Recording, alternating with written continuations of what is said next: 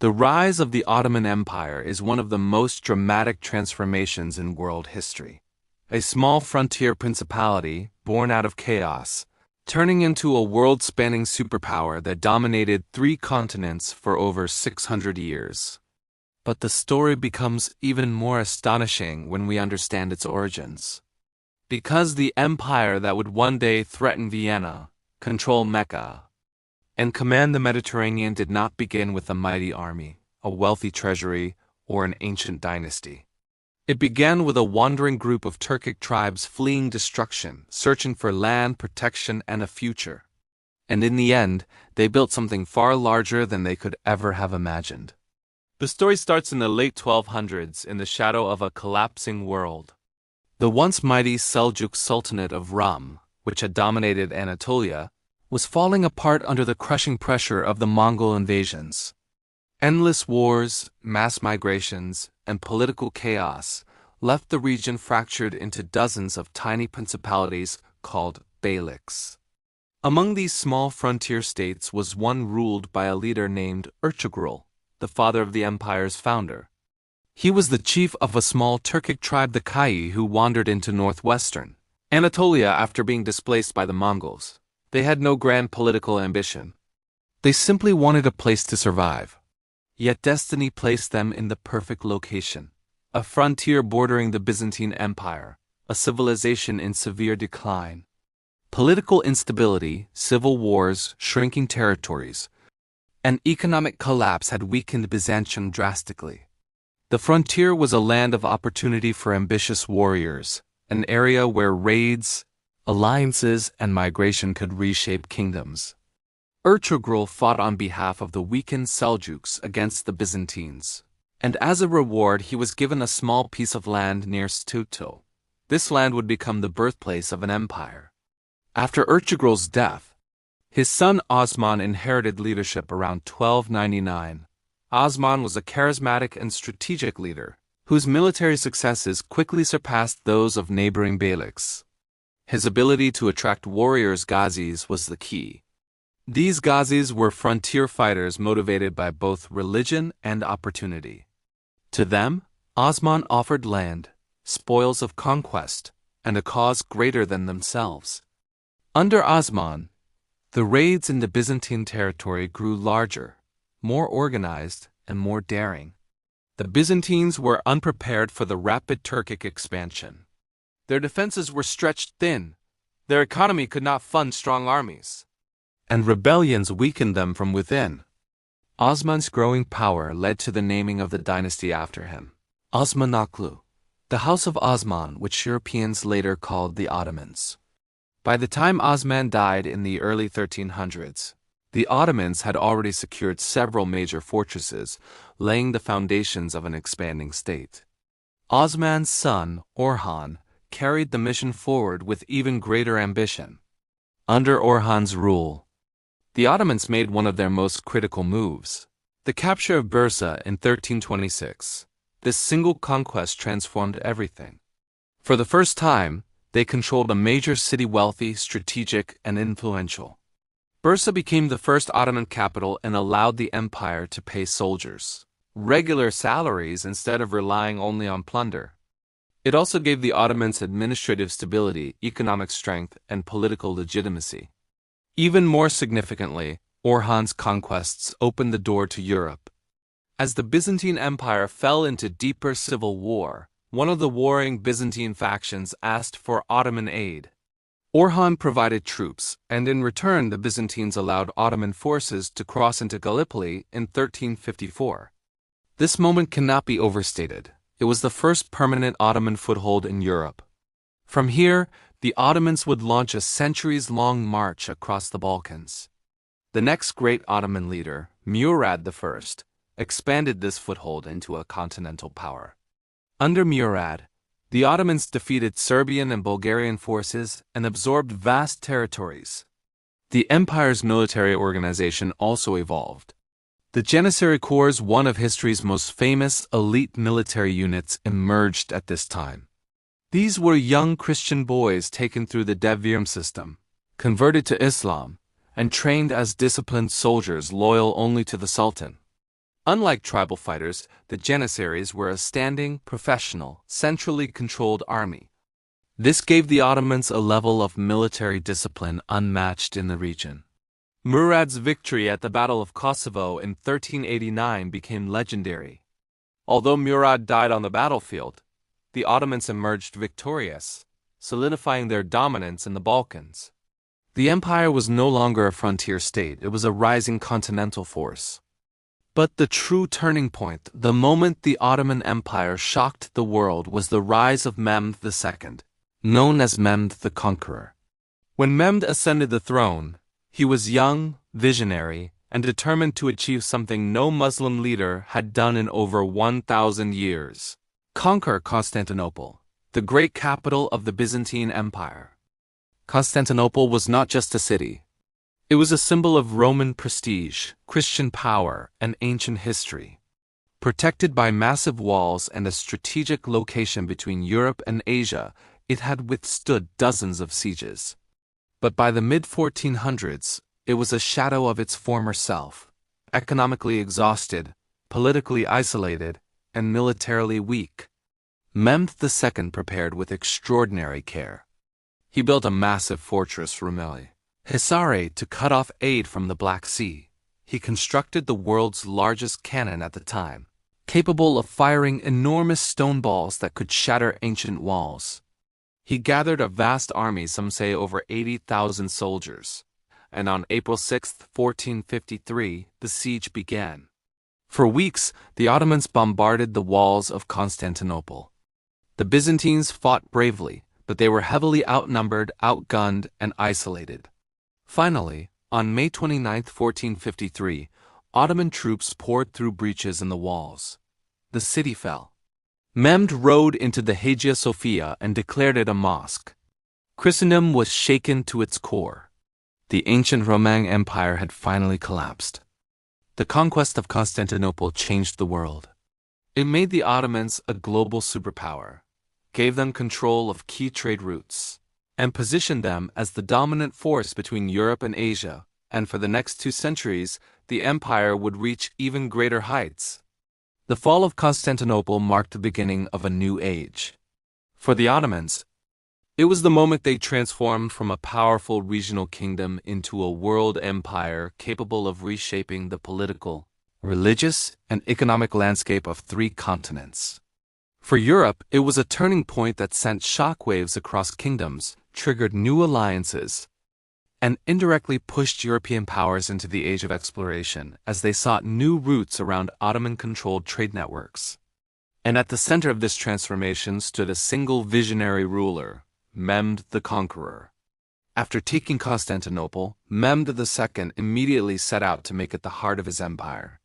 He invited scholars, merchants, craftsmen, and administrators from across the Muslim world to rebuild the devastated city.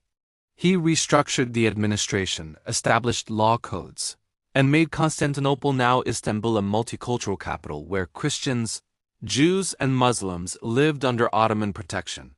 His policies were not merely symbolic. They were strategic. A thriving capital meant more revenue, more manpower, and more influence resources essential for further expansion. Mehmed then turned his attention outward. He conquered the remaining Byzantine territories, subdued the Genoese colonies in the Aegean and Black Sea, and pushed deep into the Balkans. He captured Serbia, Bosnia, and Albania, bringing these regions firmly into the Ottoman orbit. His dream was not just to rule Anatolia and the Balkans, but to create a universal empire worthy of Rome's legacy. He even launched campaigns into Italy, briefly occupying Otranto in 1480 and alarming the papacy. Although Mehmed's death in 1481 stopped that campaign, it proved the Ottomans' ambitions stretched far beyond their earlier frontier identity. After Mehmed, the empire continued to grow under strong and strategic rulers. But it was under Sultan Selim I, known as Selim the Grim, that the empire achieved a shocking expansion that reshaped the entire Muslim world. Selim was a fierce ruler and a military genius. His focus was not Europe but the Middle East, and he launched a lightning campaign against the powerful Safavid Empire of Persia.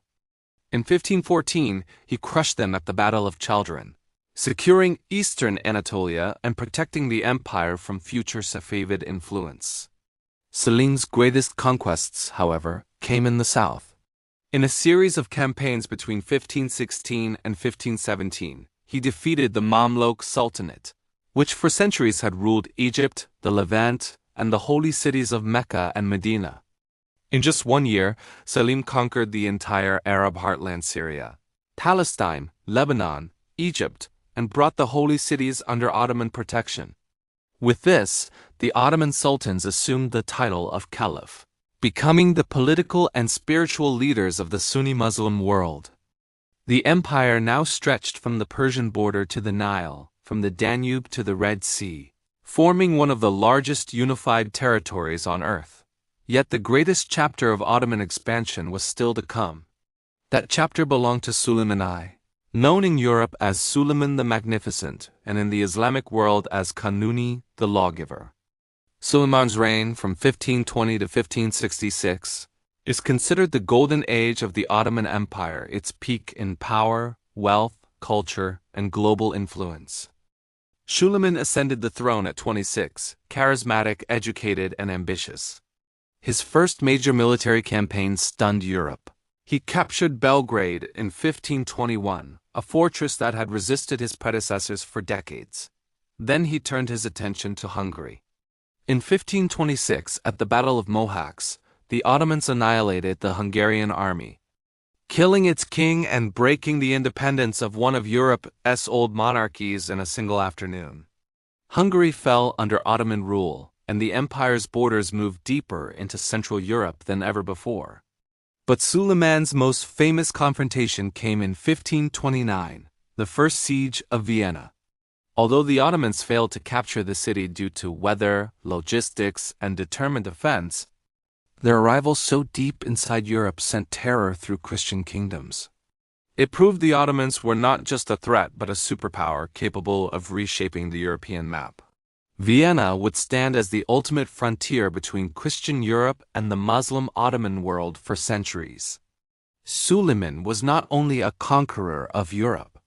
He expanded in the Middle East as well, finishing what Selim had begun.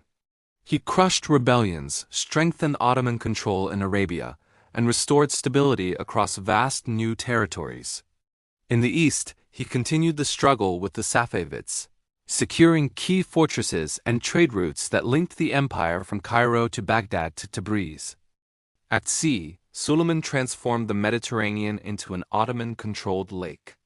Under the command of legendary admirals like Barbarossa Hayreddin Pasha, the Ottoman navy dominated the Mediterranean, defeating the combined fleets of Europe at the Battle of Preveza in 1538. Ottoman pirates, sanctioned by the empire, terrorized European coasts, capturing ships, raiding islands, and influencing international trade. For much of the 1500s, the Ottomans were the unmatched naval power of the region. Suleiman's empire was so vast that people began calling the Mediterranean the Ottoman Sea, and European maps shaded nearly half the known world in Ottoman colors.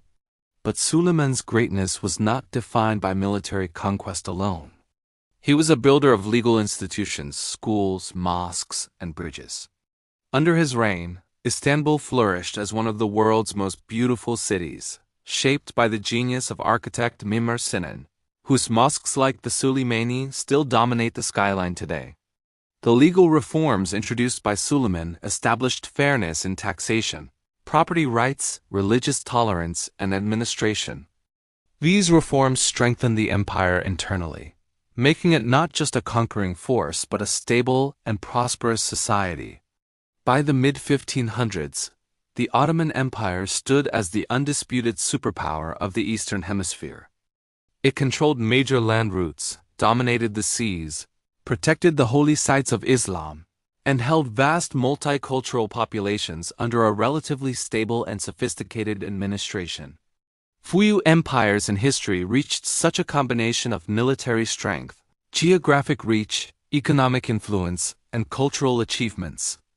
But even as the Ottomans peaked, the seeds of future challenges were already beginning to grow. European powers were exploring new trade routes.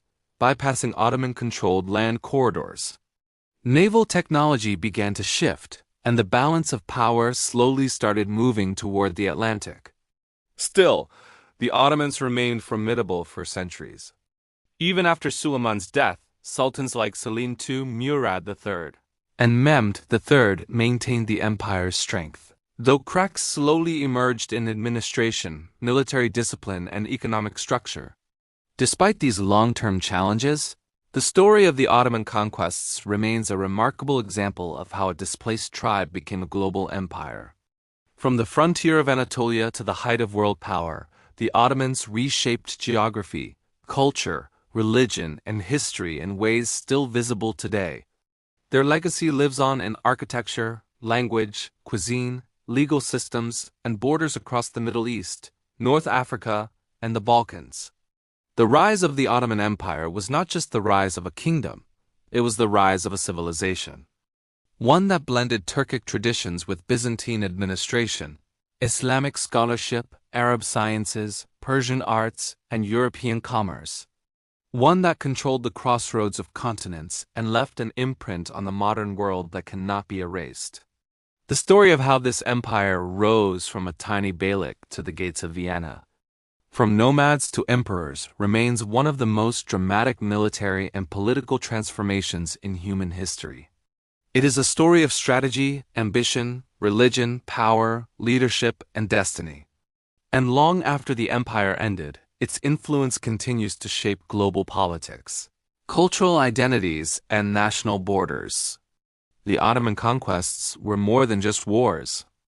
They were the foundation of a world empire, an empire that changed history forever.